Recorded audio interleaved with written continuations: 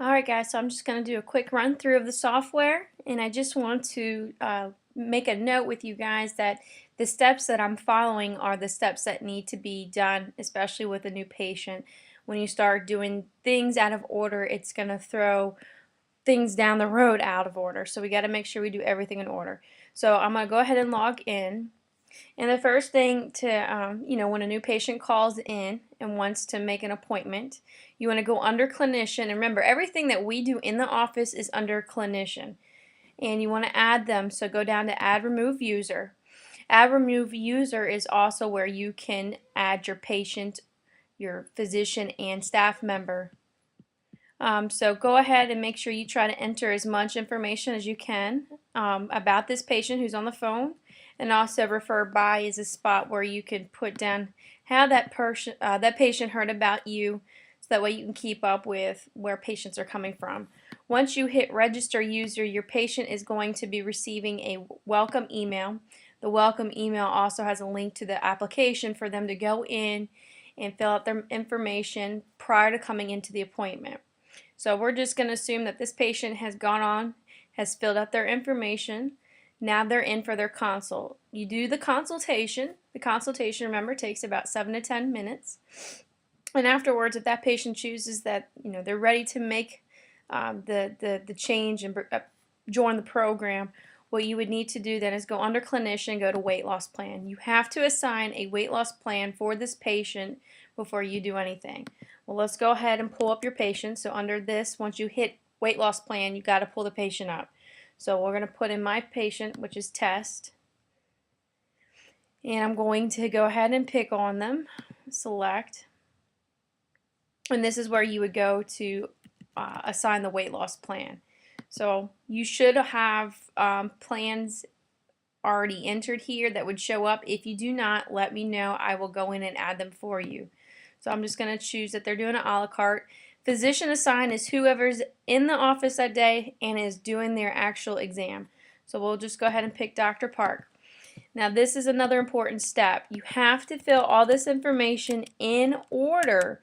If you do not, it's going to throw off the bottom of the page, the data, because it automatically generates and it pulls data from this. So while the patient's still in the consult room, the consultant is doing their blood pressure, checking their weight, putting in their current weight and also their goal weight. And then you would put in their height. Once you enter their height, everything at the bottom of the page should automatically generate. If some of the data doesn't come up, like the heart rate, that would be because the patients did not put in their date of birth. I would hit submit.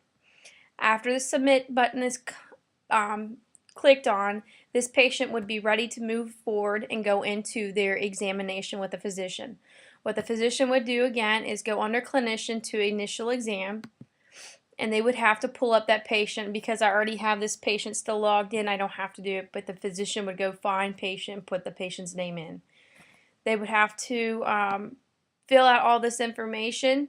Now the top of the page where it has the blood pressure, height, all of that was automatically entered when we assigned the weight loss plan for this patient. Down through here where it says head and heart to neuro, these would be left blank if the physician did not actually examine those particular areas. If they did, they could go to, say, throat, add normal, or if it was something abnormal, they have this text box that would appear here for them to put in why it was abnormal. But I'm going to leave it blank because we're going to assume this physician did not check their throat.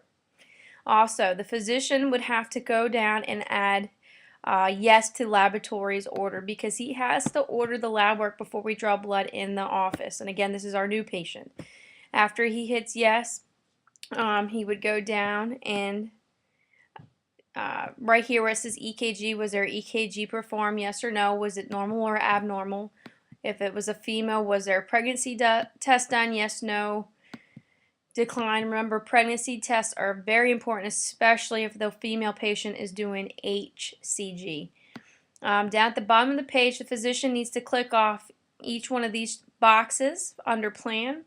Now, the physician also needs to make sure that he mentions that after they had visited the lab and got their blood drawn that day, that they will go back with the person who did their consult, who's going to review with them, their calories and their exercise, because the physician does not do that part, the consultant does.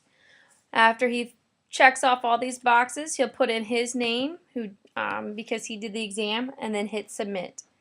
This physician would have to do one more step under clinician, would be to go under medication. He needs to prescribe whatever medication that he wanted this patient to go on. Right now we have a few choices here. These can be easily customized. If you guys are using different medications, just let me know. But he would click, say, phentermine, put in whatever dose that you all are using in your office. We use 35 milligram. What is the quantity? 60 or 90 count bottle. That's the amount of pills in the bottle. How about appetite supply? We only give out 1 month at a time, so we don't do more than one. And we always do tabs. This little box up top here is the SIG. Are we taking a half? 1 pill a day. Because this patient's doing 60, that means they're taking 2 pills, 1 pill 2 times a day. The physician would then hit at the bottom of the page that he is a doctor, MD, and then pick his name. Now, what I want to point out to you guys is a physician login is the only person who can actually go under clinician and medications and click medications. If this was a staff member logged in, they would not be able to do it. But what a staff member could do, and what they have to do, is go back under modify previous prescription, pull up the prescription that we just dispensed, which is this one, 11.5, and as you can see, it's right here, pulled up the information. The person who's actually dispensing the medication, getting it out and preparing it for the patient, if you're dispensing medication out of your office, would need to put in the lot and expiration date. And that's the only thing that a staff member login could do, is add this information here on the side. If you are not dispensing and you're only prescribing, you don't have to worry about adding that. View prescriptions is where you could go back and actually look at the prescription. Let me get it pulled up here. You can see the prescription that was actually written for the patient, and it's right here. Alright, so after the patient is done with their exam and the doctor has prescribed their medication, what the patient would then do is go into the lab, have all their lab work done. Okay, so now our patient is in the lab. They're getting the lab work performed. They're getting their first lipo B12 injection. If the patient's doing HCG, they're getting their first bolus shot. After that has been finished, then the patient would move back into the room where they had their consult, and the consultant is going to review with them their manual. And what you would do is, while you're still logged in as the patient, if you're not logged in, always remember you can go down here to find patient to pull the patient's name up, but I'm still logged in. You would go under my plan. And my plan is where you would go over everything with your patient. So I'm going to go ahead and review this as if you were the patient, and this is exactly what you would be saying. So, Miss Amanda, your current BMR today was 1796. This is about how many calories a day you're eating right now to keep the weight that you're at. At your goal weight, at 130, your BMR is going to change to 1493. So this would be the number of calories that you would need to be eating under to maintain your goal weight. So as of now, for your first 30 days, we want you to eat 800 calories. After 30 days, your calories would be increased. Now, if you decide that you wanted to start with ACG, then right here, your first 30 days with ACG would be 525. But since you're doing the plan without, it's 800. After 30 days, your calorie intake is going to go up to, we'll say 950 to 1050. I like to give you a little bit of a range. So we're going to keep you there until you've reached your goal weight. That way you're used to eating under your BMR, so that once you've reached your goal weight, you have a little bit of a calorie range that you could stay under. 1400 calories is going to seem like a lot of calories down the road. We also want you to drink about 110 ounces of water a day. Get about 8 hours of sleep, and also keeping your heart rate at 60 to 70% of your targeted heart rate. And your heart rate should be 118 to 138 beats per minute, or 30 to 34 beats per every 15 seconds. By doing this, we know that you're in your fat burning zone for exercise. If you got your heart rate higher than 138, you'll be in your cardiovascular zone, and at that point you're burning more carbohydrates. So we want to keep it light and brisk where we know you're burning body fat. I also want to go over a few things with you in your manual. So your manual, just so you know, there's a couple tabs here that you can click on and read. I'm not going to go over all of them with you. We'll be here all day, but I just want to point out some things that you know I want you to be aware of. We've got a welcome page for you. Also a page about why making permanent changes is important. Why exercise. I'll click on why exercise because I want you to see on here that we do have a couple options for you as far as good cardio exercise and walking, rowing, elliptical, swimming, and cycling. 30 minutes a day, 7 days a week. First thing in the morning is the best time to exercise. But honestly, what you need to be doing is 30 minutes a day of a light brisk walk. We've got a tab on your calorie intake and food guide. Now under food guide we'll show you carbohydrates that are good, also some to avoid or limit, same with proteins and fats. Now anything that's listed under avoid or limit does not mean that you can't have it, because remember our program is eating what you like, just counting your calories. These choices listed here are more in calories versus the good, so that's why we're pointing out to eat more of the good so you can have more food for the calories. Alcohol is still fine as long as it fits within your calorie range. And we do have a few drinks listed here and some calorie reducing tips as far as alcohol goes. We have some sample meal plans for you. We wanted to give you an idea of a good grocery shopping list, and we also have some downloadable sample meal plans of what a 500, 800, and 1,000 calorie day could look like. We have some weight loss tips for you. Also, if you do hit a plateau, we have a link here for you to click on to see if you can figure out what might be going on. It's normally a simple solution, but also it does not mean that you have to figure this out on your own, because that is what we're here for. 12 reasons why. This is something that we got from the American Society of Bariatric Physicians. 12 reasons why you're ready to make this lifestyle change for yourself. That way, if you ever feel discouraged or you need to be remotivated at some point, this is going to help get you back to your, the way you felt in the beginning. I'm going to skip over to here again and go under my medications manual. I want to show you that if you decide to do HCG in the future, we do have some information on it, what it is, how it works, and possible side effects. Also, the directions on how to inject your HCG and fill your syringes.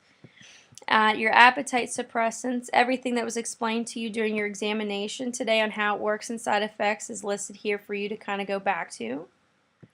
We also have drug interactions. If you need to use other medications while taking your appetite suppressant, just let us know so we can make sure it's not one that could cause an interaction. An interaction would be something that would happen immediately. And some of the things that you would look out for is unusual shivering, sweating, a sudden fever over 102, agitation, or increased in your blood pressure. Also, some dietary supplements. Remember, we explained to you we had some supplements. If you decide that you do want to try those in the future, we have the directions listed on here for you as well. I'm going to go right back to my plan, because what I need you to do now is go under patient responsibilities and read each line. And as you're finished reading each line, I'll need you to click on I accept this agreement. Okay, so that is it with as far as going over your manual review with your patient. You want to make sure that they do accept this agreement.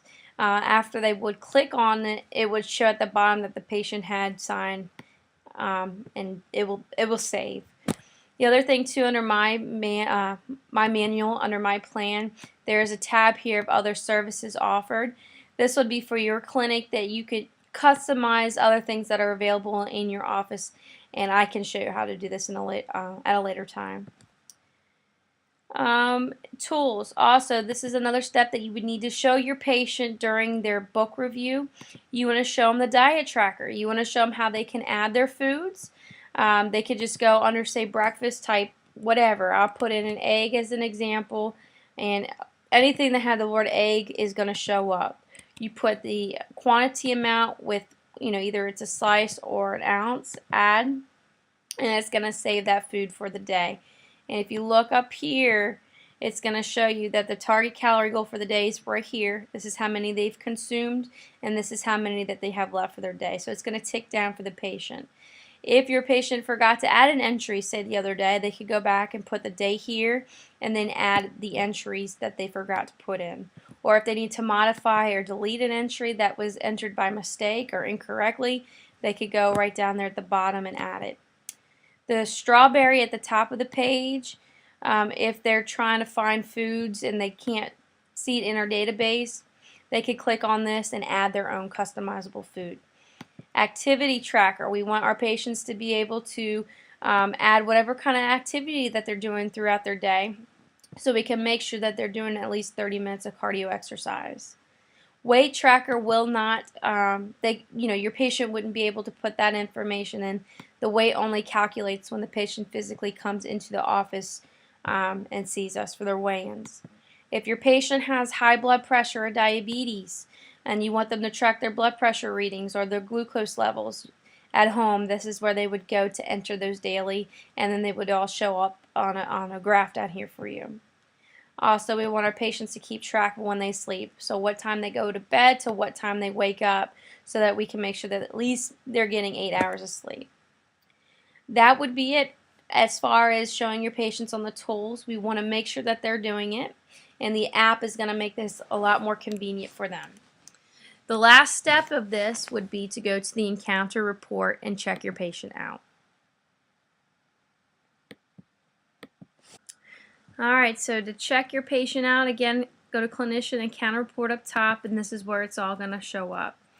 I've already entered this patient in earlier, but when it's a new patient, and remember we assigned their package in the beginning, all of the information that they were getting would come up on here. You wouldn't have to enter it. But say this patient's coming in for a weekly visit. We'll put in here weekly visit. The reason for that is, say the patient called in and wanted to talk about something or had a few questions, or they walked in and they had a question. You would hit non-weekly visit, so that way you could put in a note versus a visit. But I'm going to keep it as a weekly visit, and this is where you would go to put in the patient's weigh-in. You would also put in their blood pressure again and their pulse rate. Did the patient do anything that day? So since this patient is a level 1 a la carte, that means they're paying for everything as they go, the extra cost column is what you would click off. If this patient was a 4-month package, then you would hit included. That way it doesn't try to charge them more money for something they've already paid for. So again, this patient's return for their weekly visit. So I'm going to hit weekly weight loss, or weekly lipo-B12 injection, and then hit save. And now my cost comes up right here under total. If you want to do any kind of discount for this patient, you could do it by either money or percentage. And so let's do a $2 discount for this patient. If you have any tax and you need to enter it, you could do it right here. But we only collected $25, so we'll put that here. If you wanted to split your payment, say the patient wanted to pay half on credit card, half cash, you could do that. So we'll go ahead and do $20, and then the second one is $5. Type of first payment cash, credit card, and this was paid.